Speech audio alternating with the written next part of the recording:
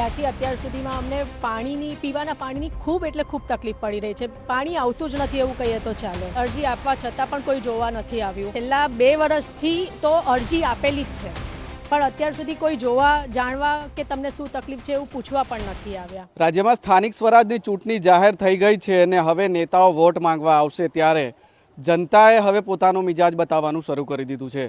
વડોદરામાં જે વિસ્તારમાં તકલીફ છે ત્યાંની સોસાયટીના રહીશોએ હવે વોટ માંગવા આવનાર નેતાઓ સામે બાયો ચડાવવાનું નક્કી કર્યું છે. આ જે દ્રશ્યો છે એ વડોદરાના નિઝામપુરા વિસ્તારની કેટલીક સોસાયટીઓના છે, જ્યાં અત્યારથી જ બેનર લાગી ગયા છે, જ્યાં સુધી પાણી નહીં ત્યાં સુધી વોટ નહીં.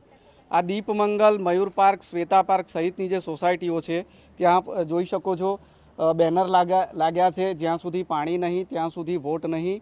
સોસાયટીના રહીશો નીચે જીગીસાબેન ધોળકિયાનું નામ લખ્યું છે, તેમનો ફોટો છે. તેમની સાથે જ વાત કરીશું કે કેમ આવા બેનર લગાવવામાં આવ્યા છે.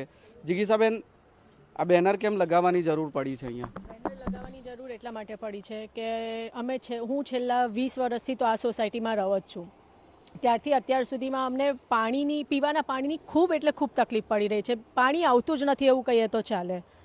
હવે ના છૂટકે અમે ઘણા બધાને અરજી આપી છે. અરજી આપવા છતાં પણ કોઈ જોવા નથી આવ્યું.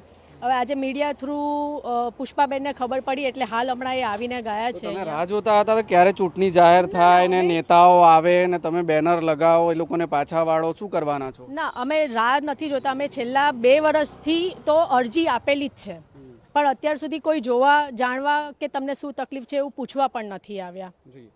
આ વિસ્તારમાં ચારેય કોર્પોરેટરો કોંગ્રેસના ચૂંટાય છે. ભારતીય જનતા પાર્ટી વાળા પણ વોટ માંગવા માટે આવવાના છે. શું કહેવાના છો તમે? એમને પણ આવી રીતે હાથ જ બતાવવાના છે. પાણી નહીં તો વોટ નહીં.